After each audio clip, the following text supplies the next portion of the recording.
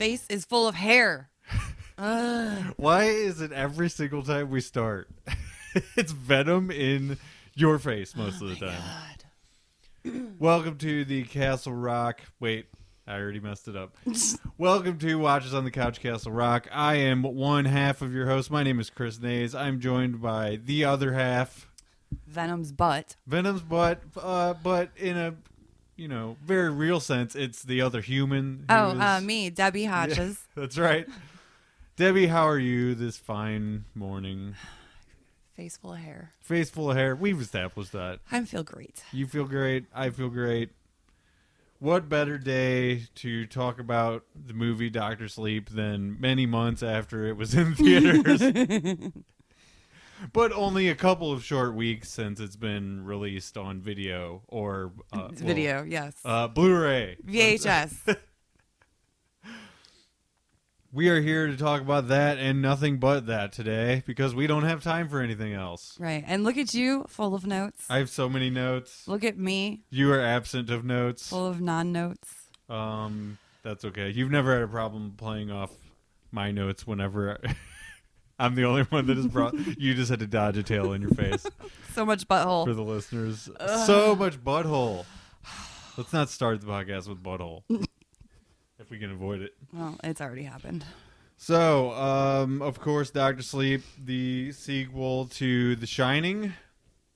Yes. Came out in book form probably about 5 years ago at this point, which is crazy. Really? And Only 5 years? Not that long ago, yeah. And then, let's see. The movie was released, let's say, October-ish. That sounds about right. We talked about it a little bit. We touched on it. Right? I think because we were meeting up for Castle Rock and it kind of failed, and we discussed that a little bit. Yeah. Well, and we had also seen Pet Sematary. That's right. So... and it had come out. When did it come out? It Chapter 2, over the summer, I think. Oh, okay. Yeah. That also failed. Well, not really, but it didn't do as good as the first one did. Yeah. But we're not going to talk about those. No. We're going to talk about this movie. Yeah.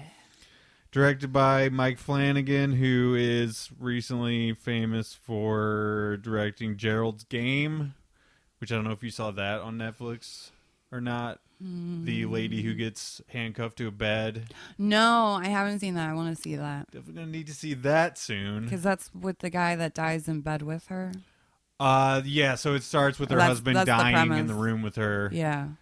And she's handcuffed, and there's nobody around. Yeah. So... Like they were getting kinky. Yes. And very crazy things start happening, which... we can't spoil here because we're going to talk about another movie. But he directed that. He also directed The Haunting of Hill House, which was far more popular than the Gerald's TV Game. show? Yeah. Fucking love that. I liked it a lot. I didn't absolutely love it. I felt like the ending didn't really do it for me. And really? I think it...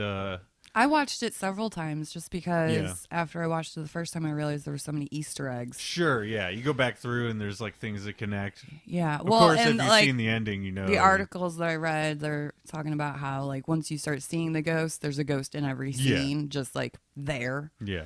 And I'm like, is there really? Yeah, bent neck lady.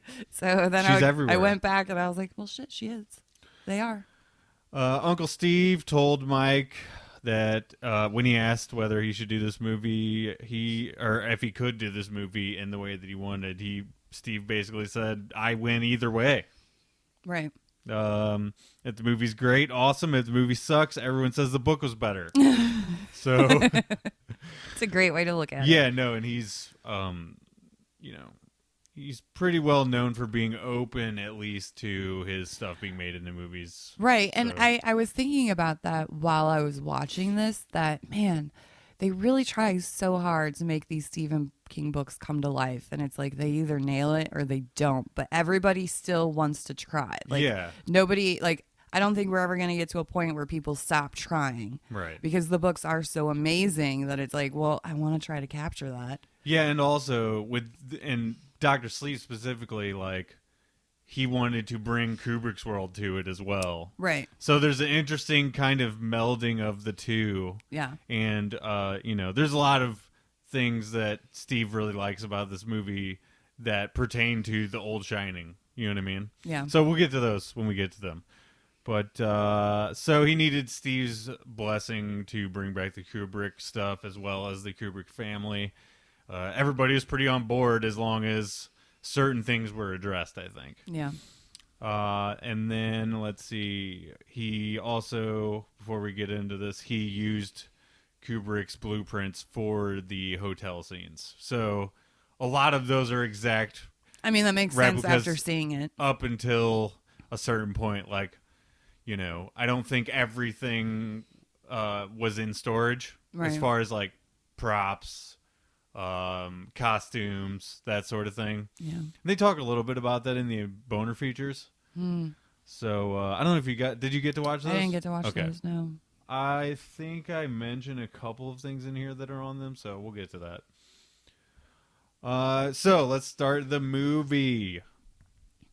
We get a sort of immediate feel of Kubrick with a big aerial shot and slow moving down towards a family camper. And the music in the movie. Music is great. It brought back so many happy feels to the original. Yeah, there's a lot of nods, of course, to Kubrick. Well, that dun, like, yeah. I'm not going to recreate the sound, but it's very heavy. I can't remember if it's like dun, yeah, or something like that. that. Yeah, it's exactly like that. All right, well, I nailed it. Gold star. So Rose the Hat. This is kind of her introduction, right? Yeah. She's charming and dangerous. Yeah, she lured a little girl. Very attractive female, I will say. So, has she been in other ththings? She yes, looks familiar, but I looked up her IMDb and I hadn't seen any of them. See, that's what I thought too. Like she's just got a very familiar face. She's a very well-known actress at this point, but in the past few years has been in a lot of stuff, but I didn't write them down. So, Rose the Hat basically lures this girl in by charming her, and the girl is trapped before, we know it. She's surrounded by other people. Yeah, and we don't know who these people are yet, but she says to the little girl, the special ones taste best. Yeah. And then as the camera pulls away quickly, the group of strange individuals surround her and, we don't know what they're doing to her, but they touching her. Yeah, they grab her really quickly and we don't see what happens. Let's see. Director's cut. We see the little girl, Violet's mom, yelling for her and the caravan leaving, but we do not see that in the theatrical. So I went to great lengths to write down when there's added stuff going on. See, I appreciate that. Yeah. Well, I appreciate you for joining me. Okay, so there's also these chapter cards that come up in the director's cut that are not in the theatrical as well. So we get the first one of those right here. This is the funny thing. So I own the director's cut, but because I was having issues and then other issues, I watched the digital version, which is not the director's cut. Oh, okay. So theatrical is what you watched. Okay, I actually like that you watched that one instead, and I know you're eventually going to get around to the other one. Yeah. But overall, just going to say theatrical cut is better. See, and that's why I wasn't too bummed that I had watched that version. I've heard other people say that I am wrong and that the theatrical cut is the worst of the two, but we'll get into why I think that. It felt long as the theatrical version. Felt long. It felt long. I feel like it's long enough. Right. Because it's already kind of long, like you say. So yeah, it's 2.5 hours. Exactly. It doesn't need... okay, we'll talk about it. Yeah. But, okay, so we go to the Overlook. There's a title card over the iconic carpet design. We see Danny, and he goes into room 237. Which I have to say, they did a really good job of casting. Yeah, they did. Close to the original cast. I am so happy that they didn't do the digital. Me too. Recreation I of was faces. kind of afraid of that. And the chick that they got to play Shelley Long, or not Shelley Long, who was it? Is it Shelley Long? Shelley Duvall. Yeah, Shelley Duvall. The lady they got to play her character. I mean, she nailed her.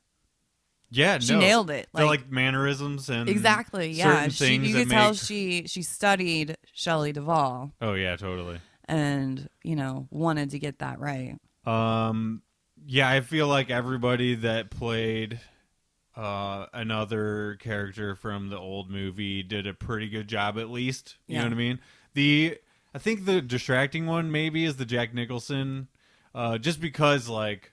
At first, I was like, did they digitally age him? And then I was like, oh, it is a different guy. Yeah, like, it's a different guy when they were only showing him from the side, it's pretty convincing. Yeah. But at the same time, like, Jack Nicholson's way of speaking is so iconic. Yeah. And is so entrenched in your memory, that it's a little hard to pull yourself out of it, I guess. Yeah. But he nailed the look. So... Kubrick version, Danny's kind of turns around these corners and stuff create disorientation and confusion. I felt like I should mention that because, like, the turns are not really the same as, like, they change throughout the original. It's kind of crazy, like, how weird it feels when he's going around because... if you were to map out, well, yeah, it doesn't make an actual right. It doesn't circle match around. Ever. So, no. I just thought I should at least mention that. It's like the hotel is like going this way and then that way, right? It doesn't make sense. No. Which is completely on purpose. Director's cut. We also get footprints on the shower rug. After the Overlook, Danny goes mute. He sees ghosts of the Overlook around. And then we have Dick Halloran and Danny talking about the, I guess, ghost that he's seeing, right? Yeah. He tells him to create a box in his mind and trap them. In the director's cut, the speech is longer with more added things that are unnecessary that a lot of this extra added dialogue and stuff is just stuff that you find out soon anyway. Right. So there's no reason for them to over-explain it, which they definitely do. Yeah, they're just trimming the fat. Yeah, exactly. Which I'm super glad they did that for theatrical because, watching the director's cut, you're like, okay. I get it. I understand. Yeah, I really felt like all of those old characters, they're faithful to what they... look at and what we know of them and then the time that they come from as well. They went to painstaking lengths to make sure all of that stuff was on point. So right, and I appreciated that for sure. Absolutely. We go to a time jump to Danny in his 40s. It says it's New Jersey 2011. Danny's a severe alcoholic, nearly beats a man to death in a bar. Steals money back from this girl that he's having a one-night stand with. Some bitch. And we're wondering, like, why is Danny being immoral and totally shameful, And, I just figured it was to dead the... shades of his dad, and yes, to dead it all inside. Right. I mean, if you grow up with a hotel fucking trying to kill you and then having to put them all in, like, boxes. Yeah, but also in the previous scene, like, he did tell them how to fight against it. Yeah. So he's not necessarily following exactly the path we want him to at this point, right? Yeah. I mean, he could have gone the good route, but you understand it's a lot of heavy shit for a child. Right. Danny also, in that bar fight, says, take your medicine. So that's straight from the book, not from Kubrick. Right. So we have King's influence on this script already, which I like. Movie theater scene, Rose and a partner of hers. Doesn't he say that again at the end? That? The take your medicine?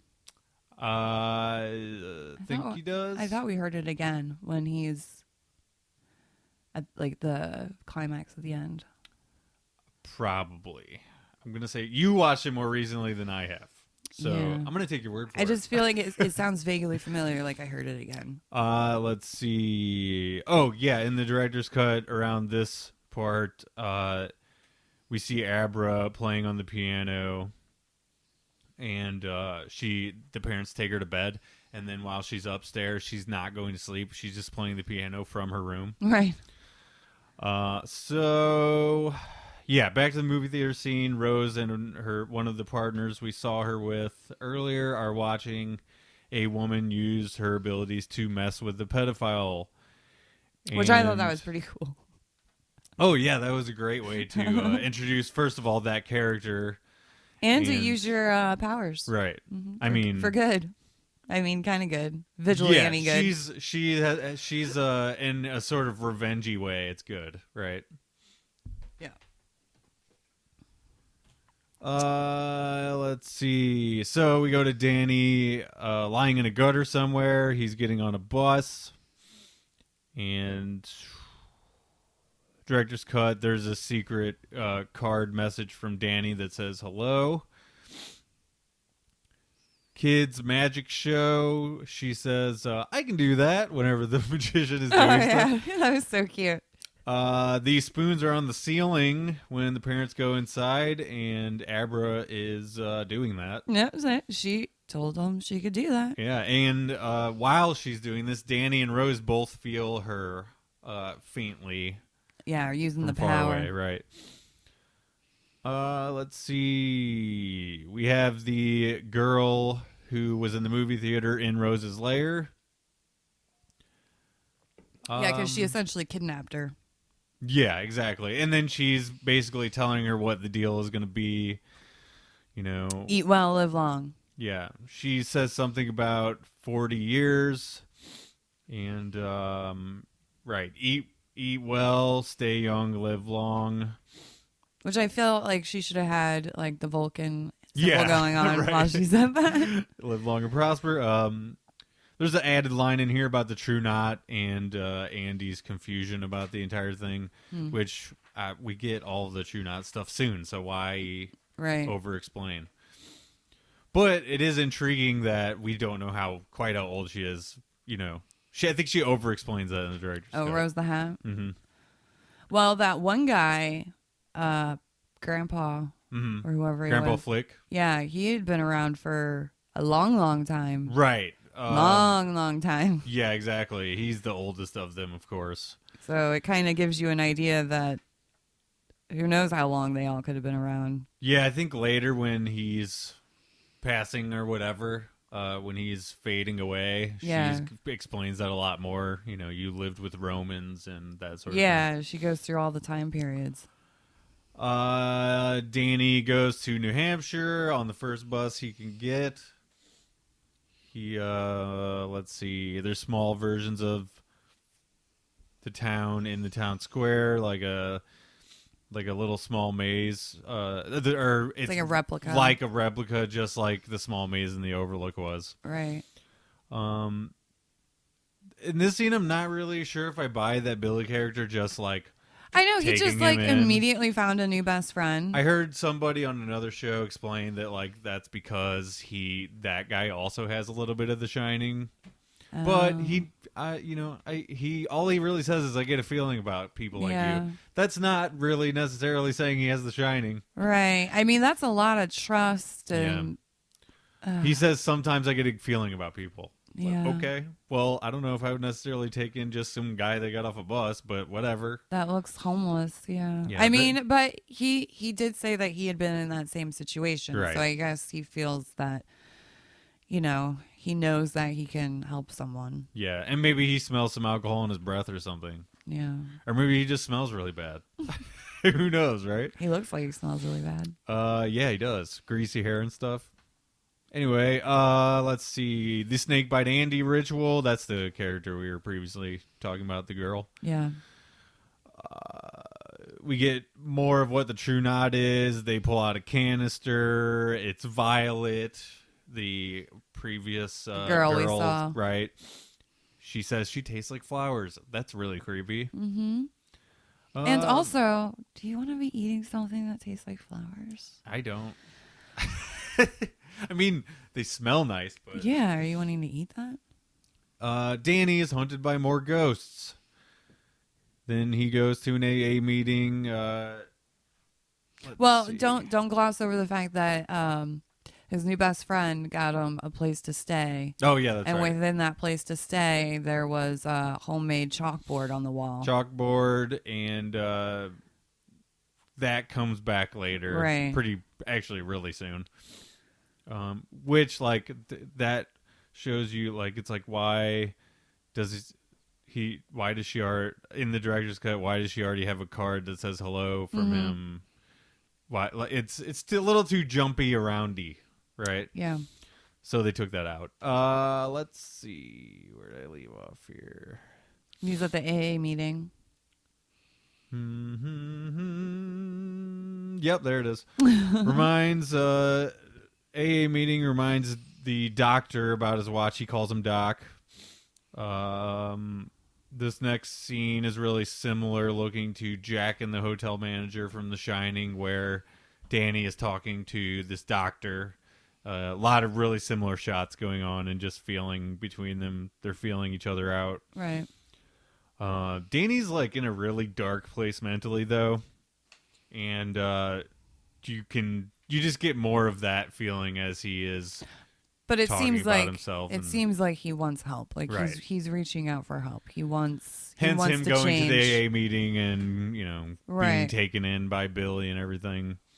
This doctor offers him a hospice job. This actor who plays this doctor is Bruce Greenwood. He's been in a lot of stuff. Yeah, he's a really familiar face. I kind of wish he would be in this more. He's one of those people that you know his face, but you never know his name. Right. In the book, he has a much bigger part. He helps Danny and Billy take on the True Knot. He goes with Danny to Abra's parents' house. Oh. And he's with Danny at the shootout in the woods. See, I would have thought, yeah, that makes sense because he kind of gives himself away when he says, well, this is where your watch is. Right. Yeah, he just chalks it up to... But also, this doctor doesn't know about The Shining, so... Yeah. But, I mean, it makes sense in the book that it would go that way. Mm-hmm. There's a few differences and changes, but on the whole, they do a pretty good job of adapting it while combining it with the Kubrick stuff. Right. Andy asks after the ritual, "Am I still human?" Rose says, "Do you care?" This is where we get a director's cut Abra and Mom bedtime scene where she asks if her mom is scared of her. We get that later, so there's no reason to have it really. Really cute cat at the hospice is a harbinger of death. Oh my God, that face. Yeah. Oh, that little face. I loved it. The dying man calls Danny Doc several times. Danny helps him move on. His dying spirit escapes out of his mouth. And we kind of saw that earlier where the True Knot was drinking or breathing in the canister. So they drink in your essence. Message on chalkboard, hello. He messages back, hi. Let's see. We get some overlook shots. Really liked that stuff. Is that the first time? I think that's the first time we see the overlook in the movie. I believe so. And I'm not sure if that's director's cut or not. Time jump. 8 years later, back to AA again. Danny gives a speech about his dad. Loves the slow camera push to a close-up with tears in his eyes. I underlined, great actor. He's, they could have gone a lot of different ways with the Danny. They could have picked a bunch of different actors to play that role, and I feel like he really fit for what they were going for. I agree. I like him. Like him a lot. He's been in a lot of really different, interesting roles lately. Chief among them, top of mind, is the Harley Quinn movie. Oh yeah, he's like the bad guy. Yeah, in he the- plays the villain, and it's a really interesting way of playing him. I actually really liked that movie. You saw it? You liked it? Mhm. I was wondering about that. It got panned, and nobody went to see it. Yeah, So, I don't really understand why. I don't either. I mean, I It's- didn't go see it, but Yeah. that's just because I was planning on watching it at home anyway. Right. But maybe that's what everybody else is doing. Yeah, too. exactly. They're like, I'll just watch it when it comes out.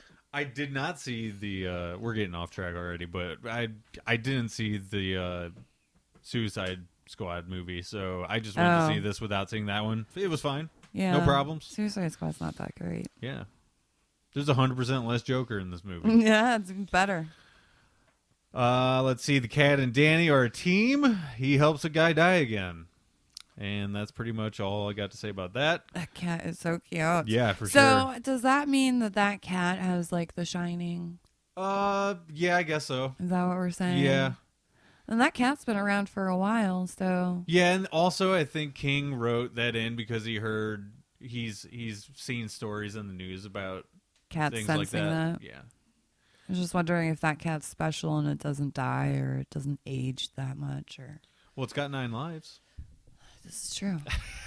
And if it's a full-time inside cat, you might as well go ahead and double those because they're not going to die for a long time. Yeah, They're sheltered.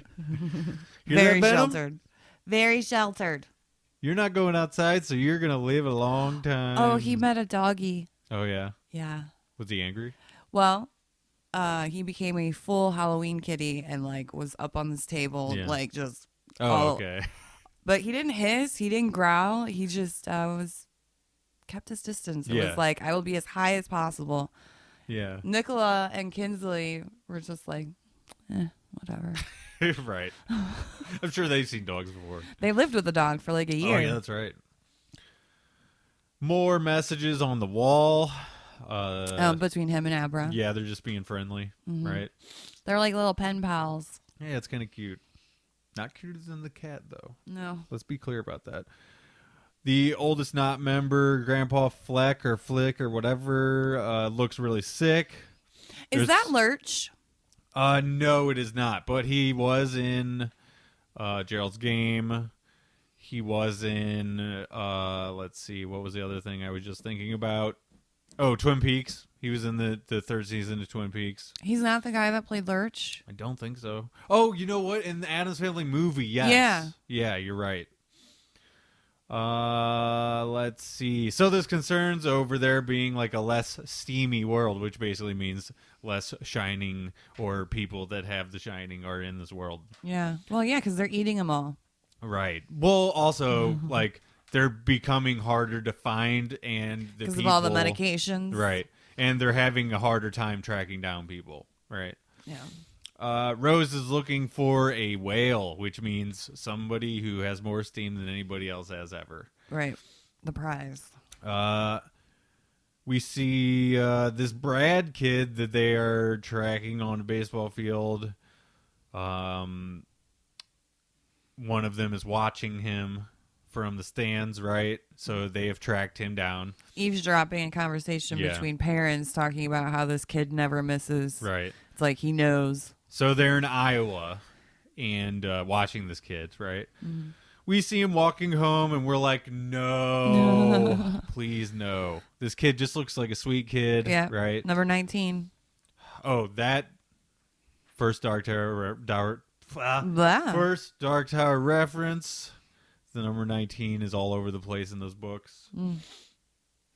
Also, I think the bus that Danny got on is made by the Tech Corporation. That's also in the books. And the train that's like in the little kids train or whatever that we see in a little bit looks like Blaine the Train from one of the books. Oh, so okay. lots of Dark Tower stuff going on. I like that. Maybe the toughest scene in the flick coming up. well, first of all, they easily kidnap him because the Snakebite Andy uses her ability. Yeah. And he's like, yeah, I do want to come with you guys. No, you shouldn't get in that creep van. Nope. As the kid, so they bring the kid to this like abandoned factory sort of place. Yeah. Surround him with the trailers, tie him down in the middle of this kind of clear area, and they slowly steal his steam while carving him up. Yep. They kind of brilliantly shoot this, by the way, like, so you don't really see him getting cut, but you see everything else. Right. You know what I mean? Yeah, they're stabbing him because they want that fear and pain. Right. He even asked them, are you going to hurt me? And she's like, yes. Yep. And you're like, fuck, this is brutal. But that wasn't the worst scene in the movie. The worst scene in the movie was the scene that I forgot you told me about. Oh, yeah. We'll talk about that. Yeah. Yeah. I did tell you. I did warn you about that. You did, and then I forgot. Well, whose fault's that? Yours. You didn't warn me enough. So the knot breathes in as pure steam, and Abra sees it happen from far away. Yeah, she's screaming at home in her right. bed. So then Rose feels her from far away while she's very upset. Abra then breaks murder into Danny's wall, and Danny sees it in the mirror as Red Rum. Yeah, that's not what you want to see. Yay. So they are instantly on to Abra. Let's see. Oh, and then there's an extended little part of Rose saying, damn, I thought I had him for a few more minutes when the kid dies. Oh, yeah. Let's see. So then we get some really Kubrick-ish camera movement from the chalkboard to the bedroom door, back to the chalkboard. Oh, yeah. Mm-hmm. Where the camera's stationary and you just swing with it. Right. Which is cool. I like that. I like that, too. Gives you a cool perspective of his room. Exactly. Get some Abra mind reading. She finds the missing boy online by using her ability, right? And the internet. Right, to trace where the boy was. Excuse me. Let's see. So I believe that Lemerck Industries is also a Dark Tower reference. They create metal robots in Dark Tower. You wouldn't have known that unless I told you, probably. That's what I said. Yeah. All right. Cool. In Rose's head at the grocery store, Rose thinks she feels something, so she like turns around. Yeah, feels like she's being followed. Right, and it's, as I said, Abra's in her head. Abra then knocks her on her ass when Rose kind of like says touches her. Oh, she says like, oh, hi there all the time. Yeah. She actually says it like maybe a few too many times, I think. That's like her only phrase, like catchphrase or whatever. Oh, hi there. Yeah. And it's in that creep way too. Yeah.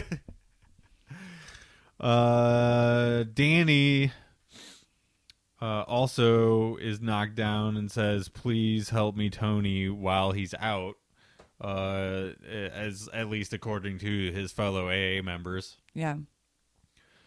Rose wants Abra immediately.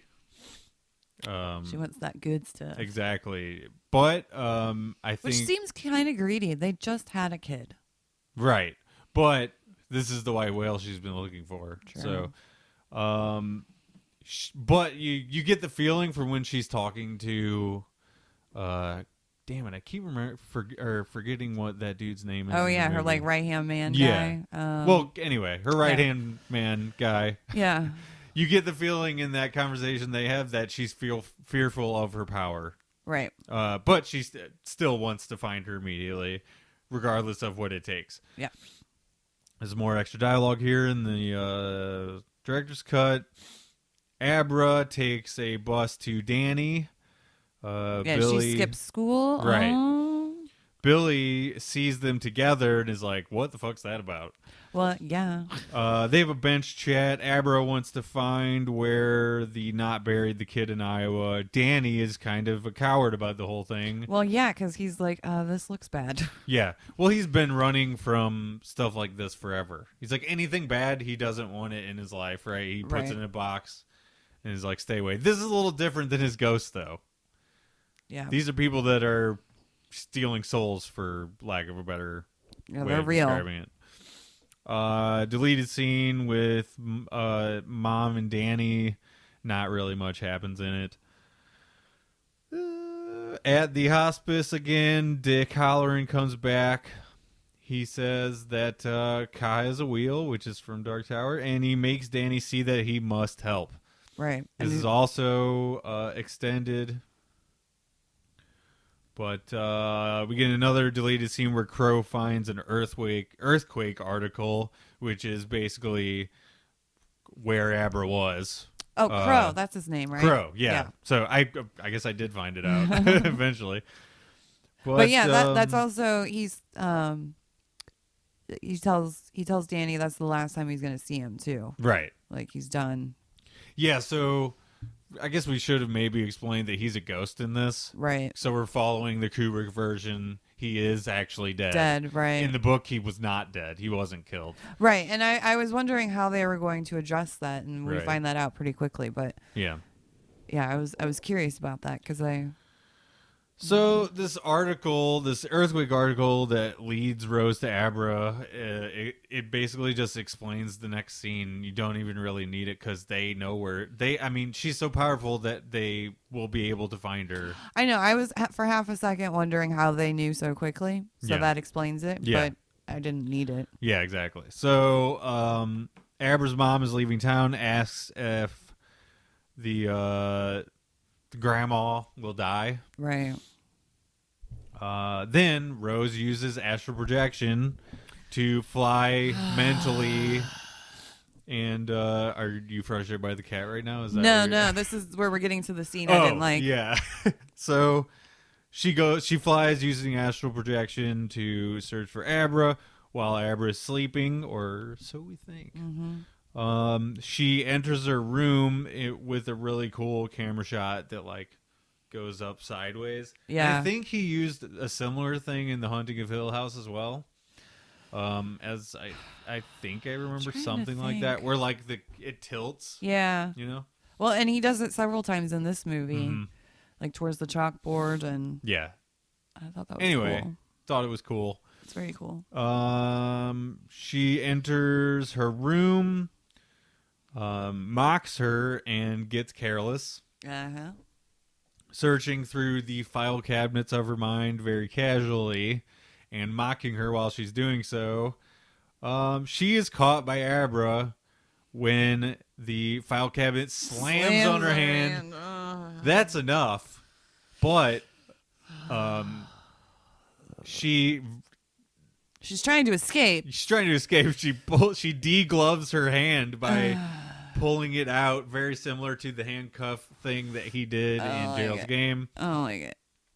I don't like it either, but it's an awesome looking practical effect. Oh, I didn't watch it. I turned my phone the other way. You didn't? Yeah, I didn't. I was like, man. I'm not watching this bullshit. Well, as soon as her hand got trapped and I saw her start tugging, I was like, nope. Yeah. Turn away. And then I just listened to when I thought it should be over with. Yeah. And then I was like, okay, it's safe to watch again. So as she pulls her hand out. It's really nasty it's looking. Ripping the skin off. Right. There's a sticky floor, which is interesting too, that she's able to control the entire environment of the room. Yeah. It's in her mind, I guess. She's having trouble pulling her feet off the floor to even get out of the room. She's just dripping blood. And then she's flung out of the room violently. Back to her body, and she literally flips end over end super violently. Flies off the top of the RV. Right, yeah. She slams back into her body and off onto the ground. She's screaming because in real life her hand is completely mangled. Right? Yeah, I didn't like that either. I like it because stop showing us the hand. I like it because like there's this very real connection between, it's not like she wasn't there. Yeah. Like her physical self was able to be there enough to be damaged. Right. So when they're warging into each other's minds or whatever, they are at risk. Right. So I like that. They're not safe just because they're not physically right. there. Abra then talks to Danny. Danny gets Billy to go to Iowa with him, based purely on explaining what is going on. But now at least they have 8 years of friendship behind this. Yeah. So That's true. it's better than walking up on the situation and being like, hey, now let's do this. I didn't even really think about that they look like they haven't aged really. You know what I mean? Besides Abra. Danny looks better. He's all clean. That's true. But as far as like the movie jumping 8 years, it's not enough for them to look like, they're crazy older. Besides Grandpa getting, to death level. Yeah. Skeletal level. They need the baseball glove to really track down exactly where the body is. Yeah, she needs to touch something. Or to track down where they are. Yeah, because the other guy touched it. Right. Yeah, so he touched it. So they go to dig up the body, which also is pretty messed up. Yeah. Grandpa Flick is dying. It's a pretty terrifying death, apparently. It is. And then they all feast on him, so it's not all bad. Yeah. For them, anyway. For us, it's like, geez, this is pretty crazy. You liked him, you think? Did you? I mean, he can't taste very good, right? Oh, yeah. I wonder what he tasted like. Old man. Dirt. Old man smell. Ooh. Yeah. Because if the girl tastes like flowers. And Danny tasted like whiskey. Yeah. I don't even. Maybe like what's that powdery stuff you put on dry skin? Talcum powder. Talcum powder. That's what he tastes like. Gross. I've never tasted talcum powder, but I imagine that's what he tastes like. And when he leaves, it's powder. Yeah. So it all makes sense. Mm-hmm. They should have called us when they were figuring this out. It was pretty gnarly. When he was dying and when he he's was fading out or whatever. Yeah, and it was his face, like skeletal face, his face, demon face. I thought, as far as like digital effects in the movie, that looks pretty cool. Yeah. Let's see, and that guy looks creepy anyway. Right, and that's yeah. So that's why I'm like, he's lurched, right? Like I know at this point when he's dying, like they have done some digital effects to his face and stuff, but he's got just great bone structure. Yeah. There are so many birds in my backyard. Oh my God. Is it The Shining? You see them, Venom? Get him. Get him. Okay, anyway. Abra bothers Danny a bit while Billy and Danny are on the road. Yeah, she just pops in the car. Yeah. Sees the typewriter overlook and boxes in Danny's mind. She's like, what's the deal with that? Yeah. Yeah, very rudely entered his mind by showing him how easy it was. Right. We get a scene with Rose and Crow Daddy. He convinces her to stay back while the caravan goes to kidnap Abra. Right, because she's been in her brain, so she can't. She's been compromised. They have a plan to dupe the True Knot people. Yeah, well, they have to get the dad involved. So yeah, so and he takes it well. First, they still haven't gotten to the body yet, though. Billy still isn't sure if Dan is crazy. They dig up the kid. They get the glove. Billy is now convinced of everything because the kid was there. Mm-hmm. How else would he know? He's magic. Or he's the murderer. That's true. I don't know if they address that or not. That's what I was thinking. I was like, man, this only proves one thing. You either did it or... And surely Abra's dad thinks that he's the murderer until she gets in his brain and is like, no. Yeah. This is actually what happened. Danny and Billy go to Abra's. Her dad is not convinced until Abra shows him in his mind, as I just said. In the director's cut, there's let's see, not in the director's cut. There's flashbacks of what we saw: terrifying child murder by the knot. Yeah. So I think they do this a different way In the director's cut? In the director's cut, right. Like, she just, like, touches him, and he's, like, horrified, and then, but I really feel like in the theatrical version where they actually, like, go into what he's seeing, and it's, like, the True Knot doing their terrible things to that kid. Yeah. It's like, this is exactly what happened. Okay, now we can move on. Now we can move on instead of over-explaining to the dad, all of this stuff. Yeah. Which is exactly what they do. They over-explain it. It's like, okay, don't really need this. Danny's plan is to lure them into a trap using Abra as bait in the creepy forest. We get a quick shot of Rose saying, go get her to the caravan, right? Right. And then there's a classic sort of fade out, fade in, like in the original Shining, where we're moving to the creepy campground sort of area that they're so familiar with, apparently.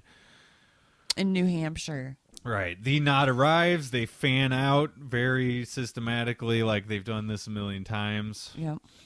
The fat slob guy has a gun, and we soon find out they all do. Andy has a needle hidden behind her back to inject Abra, who's sitting on a bench. Right. Fake out. Danny and Billy start shooting all of them. All of the knot have handguns. Danny and Billy kill all but Crow, and Andy, she runs to hide in the camper. Now, why does shooting them hurt so bad? Because I felt like it really incapacitated them just being shot in the arm. Well, she gets shot in the arm and then runs in the camper, so she's not. Yeah. But the rest of them get shot like in the chest or the head, right? I just feel like sometimes chest wounds aren't fatal.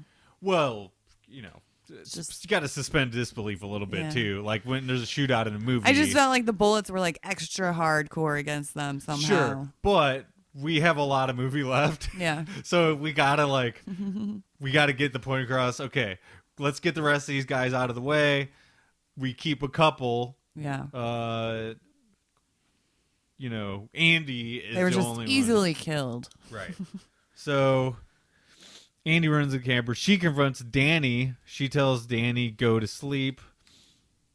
He's able to resist a little bit. Yeah, right? Abra helps him. Billy saves, Danny from getting killed by her. Mm-hmm. But as she's dying, she tells Billy to kill himself. And you're like, oh, fuck, I forgot she can do that. Yeah. As soon as that happened, I went, no. Because we actually like Billy. He's pretty cool. He's so nice. That's the thing. That was like the only person that Danny had. Exactly. That's the thing. That's the dramatic thing about this is it reminds me a lot of when they killed... Oh, you know what? I'm not going to spoil that for Walking Dead people. When they killed a certain character that everybody loved, the most dramatic thing you could possibly do is to take that fucking one person that you love so much and then rip them away. Are you talking about with the... Talking about with the thing and the thing. And the thing and the thing? Really specific. Yeah. Yeah. So anyway, Abra is like, I didn't see the crow. Where's the crow? Well, the crow is in the house with you. There he is. Danny's been outsmarted. The crow goes to Abra's house while the rest of the crew was at the creepy forest area. The crow killed the dad. Which was unnecessary. I did not like when they zoomed in and I saw him laying on the floor. I was like, well, maybe he's okay. Oh, wait, there's a knife in his back. Yeah. So in the book, parents are not killed. So you're right. Not necessary. Crow kidnaps Abra. Director's cut. The dad confronts Crow outside. Oh, and then you see him get and killed. and then sort of backs him into the house, and he makes a valiant stand against the crow, but it's kind of unnecessary. So the only reason why I see that killing the father was necessary was for the dialogue that we see later, right, in the van when he's talking about he uses it as an ammo both sides against her. died. Yeah, and that's the only reason why they did it, is to have that dialogue. It's it's really dramatic for a bunch of people on both sides to die. Yeah. So, we get Abra and Crow in the van. She's really drugged up. He lectures her, and his evil is finally showing. Yeah. And he blames this all on her. Because, before this, you just see a lot of... Well, actually, no, there's the whole them killing the kid thing. Yeah. He doesn't actually stab the kid, though. It's...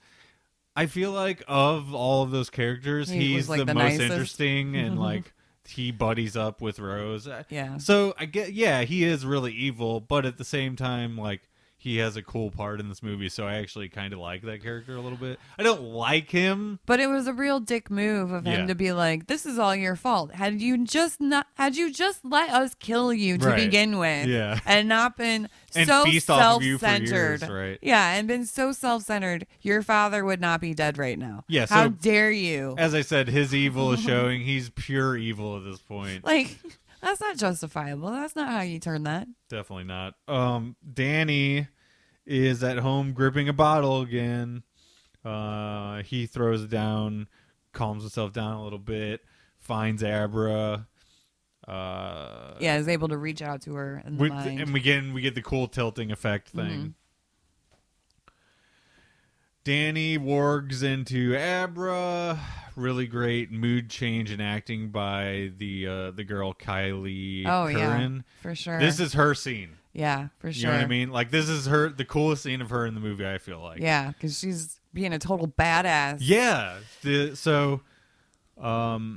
She the look in her eyes, I feel like her eye color changes too when Danny's in her. Yeah. But it's like they're clear or something. She has a look on her face that's completely different. Mm-hmm. I just feel like she nailed this 100%. Yeah, it's almost like a cocky, right, I know something you don't know. Yeah, and she's teasing him, or actually I guess it's Danny, but I imagine when they did that scene, he probably acted it out for her, this is how I would do it. I haven't read this book in a long time, but I feel like that has to be in the book. Yeah. Because it's so well written. Maybe it isn't though. I don't really remember. But as you said, Crow is not really aware of something that's very important, and that's wearing a seatbelt. Yeah. Danny uses his ability to swerve the van into a tree, and Crow flies through the windshield and pretty quickly dies. Yeah. A very gruesome death. Yeah, his skin's missing from his face and stuff. Again, those death scenes look really cool, and they kind of nailed that. Gnarly. It never really gets old, because we saw a bunch of those characters die just now, and it all looks pretty cool. Yep. Rose gets really mad. Uh-huh. She because she's feeling every death that happens. Right. So she takes the rest of the steam they got, and it's a lot. Yeah, she hulks out. Well, actually, it's not a ton, but whatever is left in the camper, she takes all of it. It heals her hand. Right, exactly. So there you go.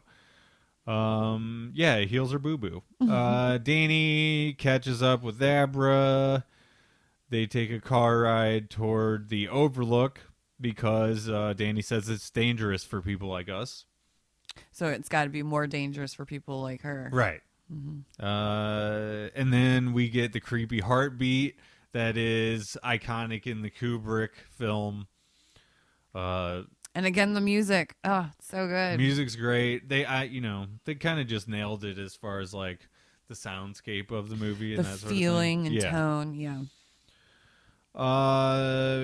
So more homage to Kubrick, big landscape shots leading up the mountain, like the helicopter shots in the beginning of The Shining. Right. In the book, they go to the True Knots campsite. So it's where they are stationed out of, which happens to be the former site of the Overlook. Oh. Because in the book, it burned down. Right. So, because we're combining different versions, and because it actually works a lot better visually to have the Overlook. That's why they went that way with it. And people want to see it. You want to see it. It's a character right? at this point. The hotel is an actual character. And even if they went with like the version where it's not there, I feel like you gotta like have it in somebody's mind or something. Right. I was gonna say, even if they had made it burn down, like as soon as you get to that property, your mind is playing tricks on you, and you feel like you're in the hotel again. And honestly, like I feel like this is a very missed kind of, and I'm talking about the movie version, sort of situation where the version that happens is maybe better than the version than in the book, because in the book you're just fighting on a campsite. Yeah. You know what I mean? That visually, that's just not as interesting. Yeah. So anyway. I wonder if he's asked that question, if he will admit the same thing. There's definitely some like there is a 5-minute thing where King is actually co-interviewed with the director. Yeah, so you'll get to watch that. Yeah, but that's actually rare for King to do. He doesn't really get involved in being in the boner features, right? But like in The Mist, he was, and that's where he admits that he liked their ending better. Yeah, and he said that in interviews as well. Yeah. So, let's see here. Danny goes in. He says he has to wake up the Overlook, right? Mm-hmm.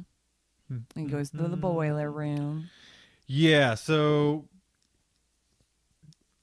while we're here, just want to say, like, recreating the set decades later is like a really cool thing.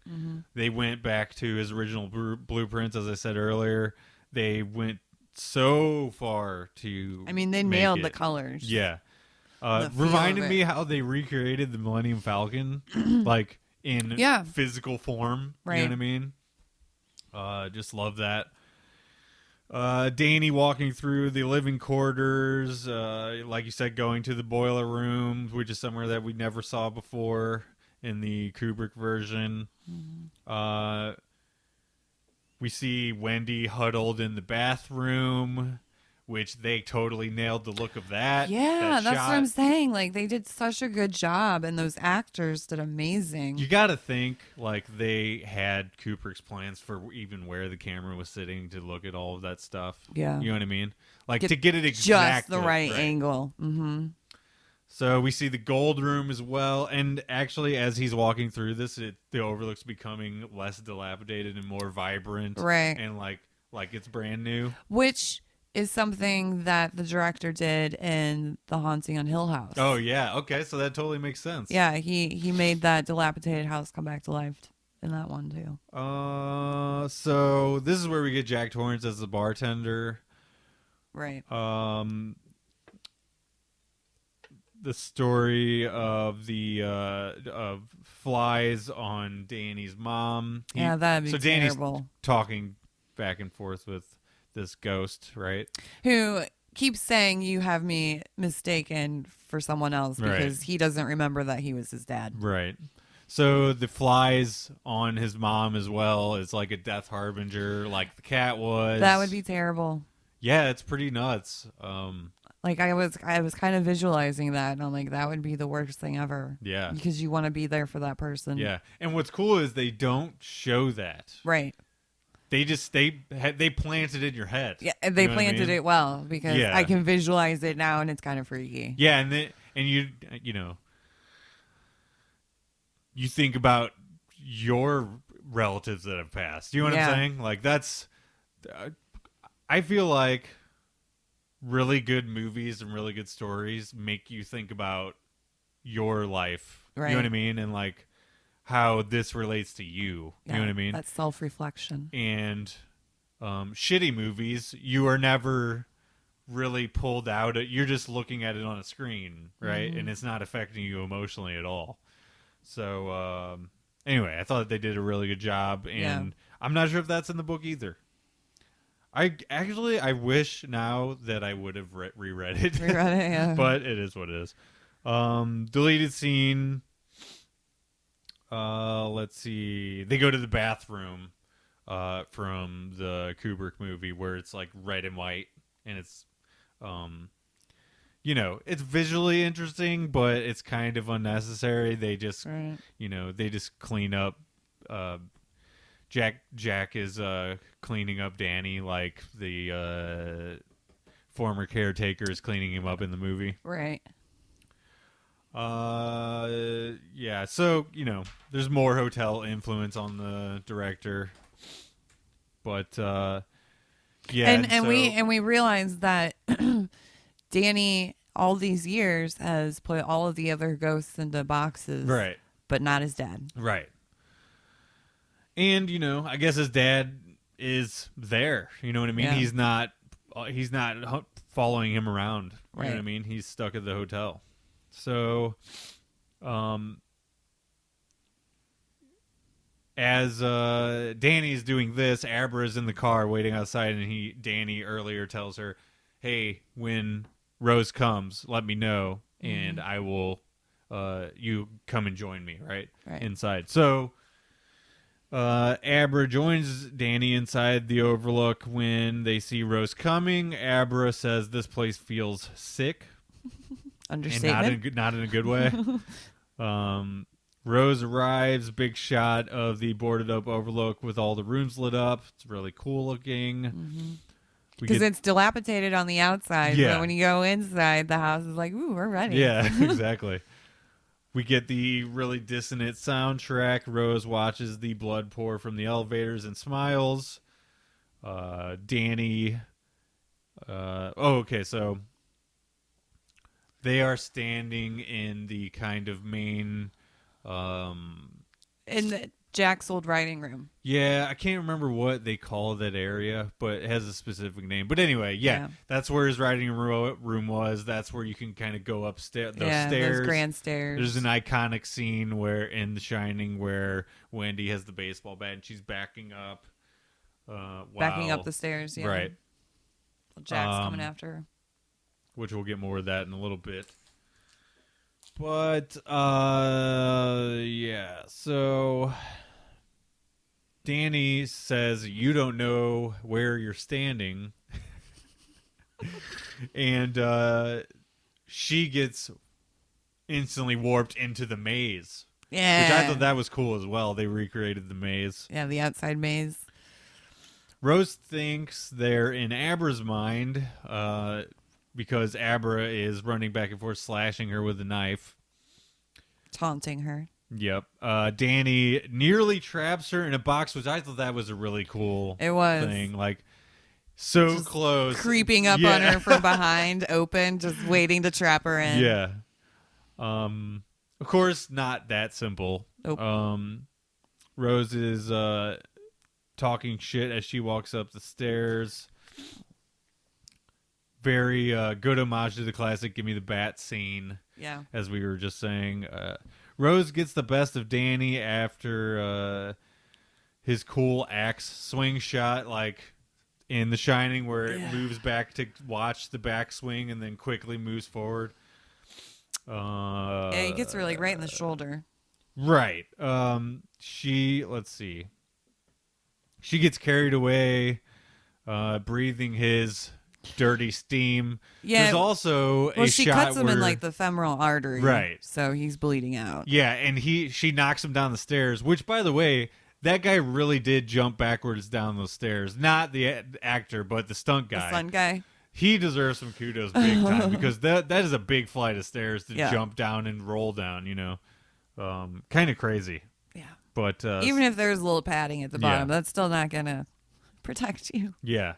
But there was padding at the bottom, but he actually nails the stairs. Yeah. So anyway, there's more flashbacks in Danny's memories. The boxes are really angry, and Rose must know what is inside these boxes. She's very curious. She's rifling through his brain.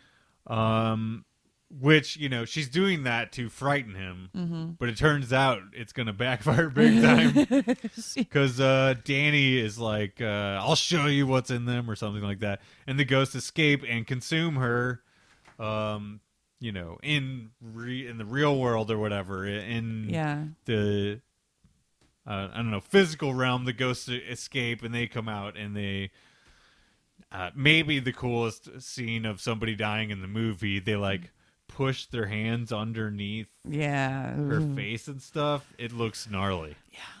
Looks really, really good. Unpleasant. It looks like it was unpleasant. Well, it looks bad, but it looks awesome is what I'm trying to say. Cause like if that were really happening to you, it'd be very unpleasant. It'd be bad. Yeah. Then they attack Danny, and you're like, oh no, this isn't good. I know. I was like, did he not think about this? Yeah, I mean, while they were consuming her, I would have figured he would get up and run away. Well, he's got, his femoral artery is bleeding out. So. Yeah, he's very injured. So, Abra sees the twins in the hallway. Mm-hmm. That's Come not play good. with us. Then we get a very possessed Danny. Did they go to room 237 here? I think they do. She runs in and hides. Yeah. Or is it their apartment? Like the caretaker's apartment? No, she runs into 237. Okay. Yeah, because we see her in the bathroom. There's more ghosts. We see the Great Party guy from the Shining. Yeah, before she runs into 237, we see all the ghosts are released. Right. Delbert Grady. Which that guy recast really well. Mm-hmm. He looks very similar. The Bath Lady, like you said. Danny comes back for a quick second to tell her to get the hell out of there. Yeah, he's just about ready to kill her and chop her in her head. Yeah, and she reminds him of the boiler. Yeah. Which is, a clear homage to the original book. Mm-hmm. Because that is the whole boiler thing is... Danny, as a kid, is able to remind it's what the snaps ghost, him out of it. Yeah. And the ghost is like, no, and runs back down. Self-preservation. Which also does happen in the made-for-TV remake, which, with the guy from Cheers. Yeah. Not Cheers, Wings. Yeah, Wings. Which, is that a spinoff? No, I don't. What? No. Frasier was the spinoff. Yeah, Frasier was the spinoff. We go to the boiler. Danny fights the hotel off from stopping the boiler from destroying the hotel. It catches on fire very quickly. Then he sees his mom with no flies, thankfully. And they hug, and then he's like the child version again. Right. But did you not think that house caught on fire very quickly? Oh, yeah. Very quickly it was up in flames. Yeah, well, when Abra gets outside, you see the flames spreading very fast. Yeah. So, I don't know. It is dilapidated. That's so true. That. So, I guess. Then we get emergency vehicles coming. Okay, so how does she explain this? Because there are 2 vehicles that have driven up. Yeah. And there's only her. Maybe she uses her powers to influence them. I guess. I was thinking about that. I'm like, how does she explain this? Again. Without being like, it wasn't me. Yeah. Again, you got to suspend disbelief a little bit. I don't know. It's a crazy situation, obviously. How did the van get in the middle of the woods? Carefully. Abra is talking to the ghost of Danny back at their house, right? Yeah. Which at first they're kind of like, they make you think that he's really alive. Mm-hmm. Because she talks about how she knew that he would get out. Right. Here's where we're wondering, is Rose the last of the true knot? She says that they are not. That she is not, right? That their group is not the last.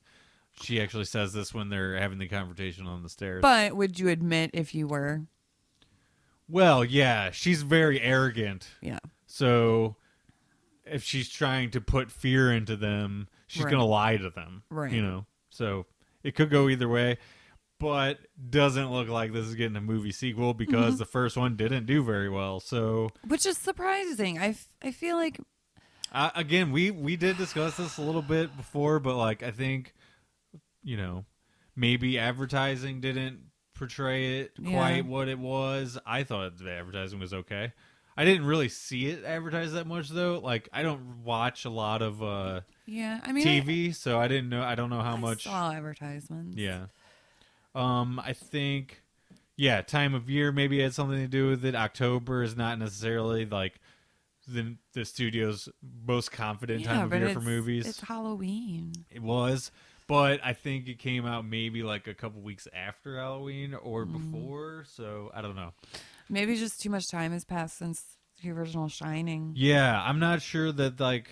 Because I feel like if it didn't do good in theaters, that's because nobody really gave it a chance. Yeah, but, right. I mean, I didn't see it in theaters, but that's just because I never got a chance to, and I don't know. Maybe that's what everybody. Also, I feel like the first It Chapter 1 or whatever, set unrealistic expectations. Yeah.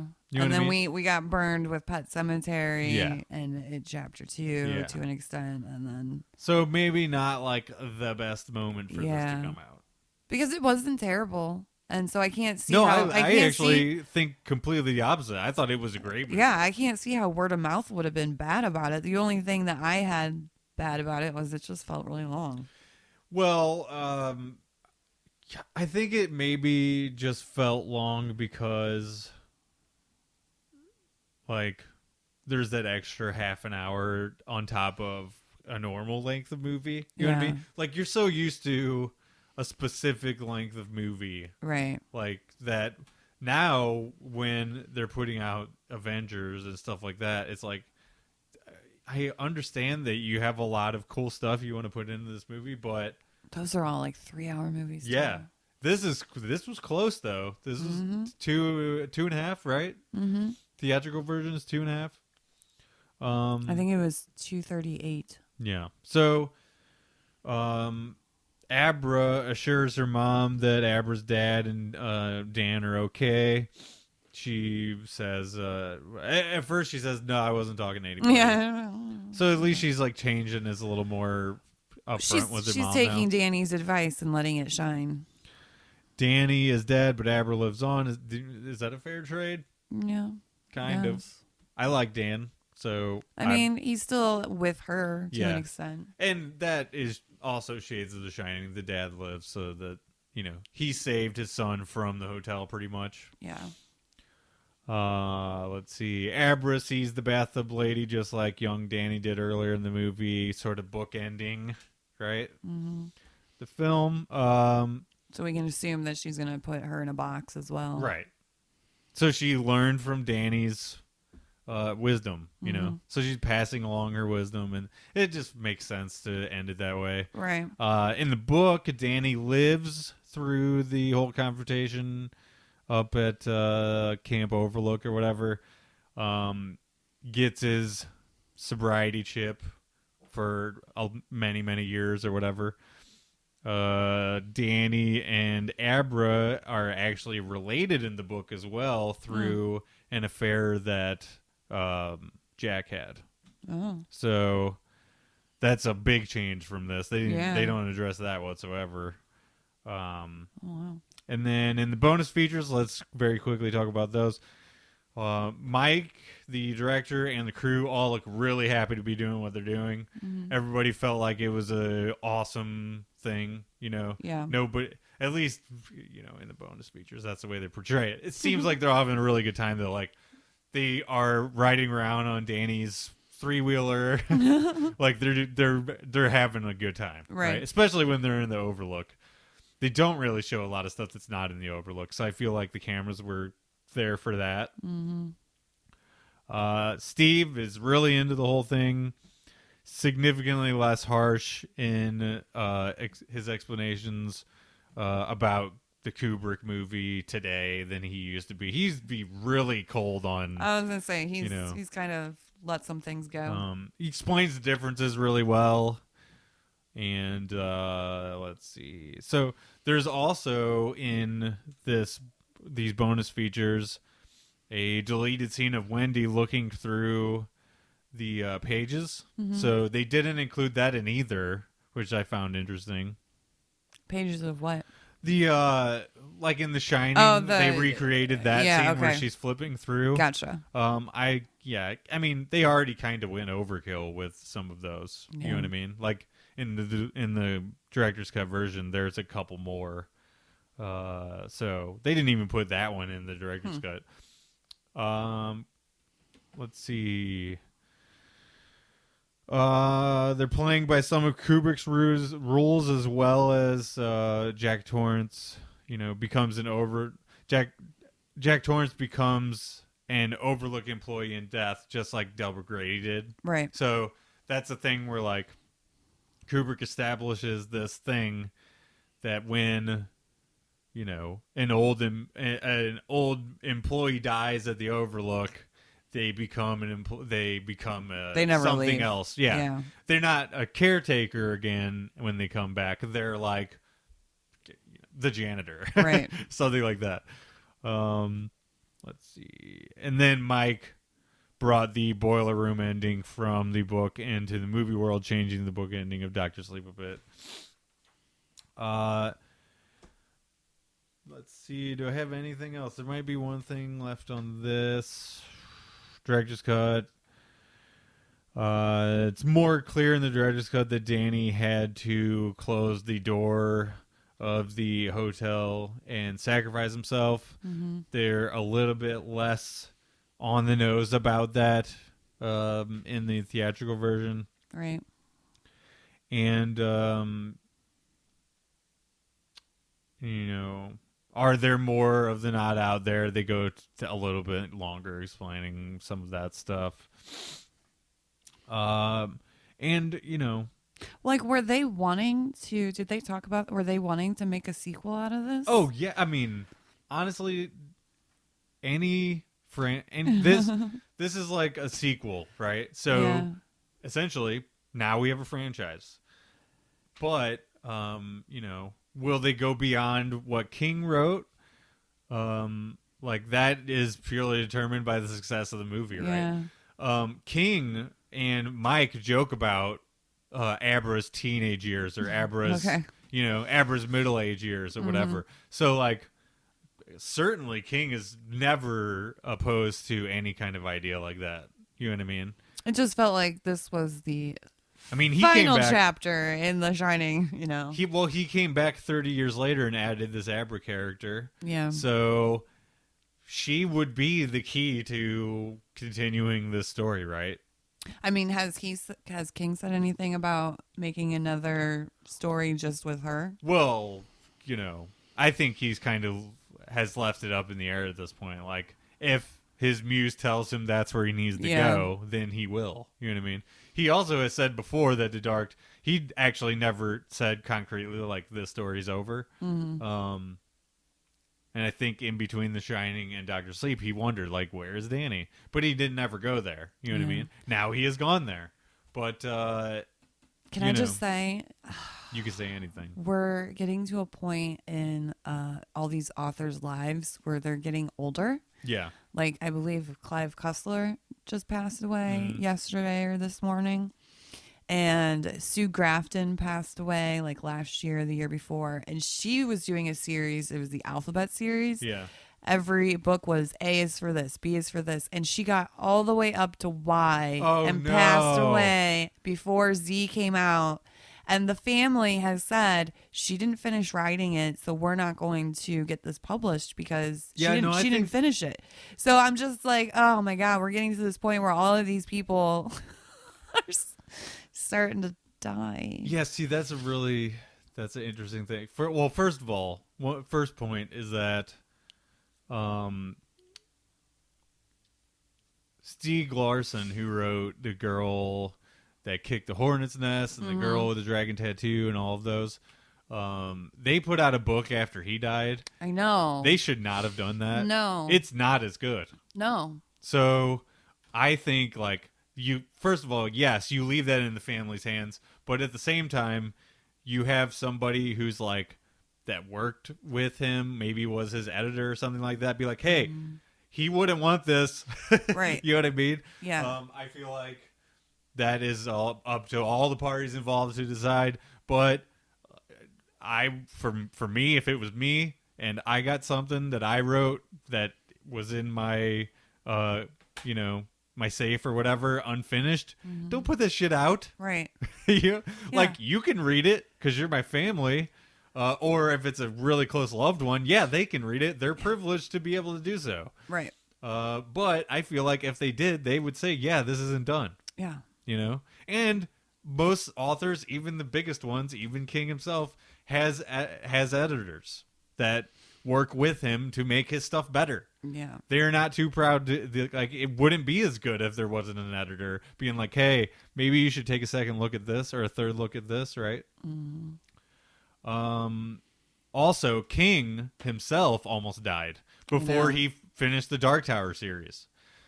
Once he recovered and wrote a book or two, then he decided, I am not as immortal as I feel. I feel like that's a human thing. Is like we all tend to feel like we're a little bit more untouchable than we really are. Mm-hmm. He's like, I'm gonna finish the Dark Tower now, and everybody's like, yay! So, imagine how all these people are feeling with George R.R. Martin. Oh yeah.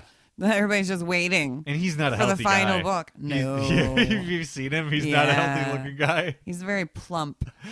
Man. And that's not it. I'm not trying to insult him at all. No, but even he knew that. Yeah. Even he knows that. Like, he gave HBO the ending just in case he did die before he finished the book. So, as far as Doctor Sleep goes, I feel like the ending the King put on it is a fine ending. If we don't get more, then that's fine. If this movie series doesn't go further, I feel like it ended pretty well. Yeah. And overall, I really liked this movie. Yeah. And, if you're listening to this and you haven't watched it, you kind of just did. But you should check it out because there's a lot of really cool visually. Oh, my God. Visually, visual it was things. just amazing. Yeah. And sonically, the sound, all the tonally, music cues, it was really good. Across the board, loved it. I thought they nailed it. And we can't say that about a lot of King stuff that's come out recently. So, definitely not. That was definitely not our review for Pet Sematary. Yeah, exactly. Or It Part 2. It Part 2, yeah. We were not kind to either of those, but they deserved it. Yeah. Yeah, make better movies and we won't be mean. Exactly. I don't think we were necessarily mean, but especially Pet I'm Sematary. My God, the ending of that movie. I am still not over that. You do not make them all zombies. I don't like thinking about it. I won't watch it again. I don't like it. I don't like it. By the way, spoilers for Pet Sematary. You're not gonna watch it. We already anyway. said don't watch it. Yeah, we already did our review of it anyway. Yeah. Let's see. Oh, okay. In a few weeks ish, we're probably going to talk about the back half of the first, maybe only season of what's it called? Outsider. We got called out for naming a bunch of actors that weren't in The Outsider, by the way. Who did? We did. At the end of the Outsider episode, we named like a bunch. Off the top of our heads, we were naming actors. I personally said 2 that were not in the movie. Who did I say? I can't remember who you said, but I said Val Kilmer was in it. He's not in it. No. And I think I said... Oh, the movie Outsiders, yeah. I think I either said Tom Kevin Cruise. Bacon's in it, right? I either said Tom Cruise or Tom Hanks. Tom Hanks definitely isn't in it. When you said it, I wasn't going to say you're wrong, but I don't remember who I said. And I don't remember if Tom Cruise is in it either. I don't think so. It was Swayze, right? I'm not going down this road. I don't know. I'm not. I'm trying to picture the cover art for the movie. Mm-hmm. I'm pretty sure it's a bunch of guys. There's a Swayze, and it's the people that are in the movie. And one of a lesser known brother of someone. I feel like Ralph Macchio. No, I did mention him too. So I don't know. There's people. Yeah, I believe Patrick Swayze is in it, but I'm not gonna go any further than that. They are all they're all, You know what? pretty We're all attractive human and we make younger mistakes males from the time. Everybody was in all the movies in the 80s. Some of the guys that were in the Brat Pack, let's just put a blanket that statement are in that movie. All right. The Outsiders. Okay, we're leaving now. If you like the show, share it on your social medias because that's where people will look for things. Leave us a really nice review. We have a couple, but we don't have as many as we would like. I'd like more. I'd love more. Just like we'd love more of good Stephen King stuff. Yeah. Right? Yeah. Yeah. All right, that's it for today. See you next time, everybody. Bye. Oh, bye. Bye.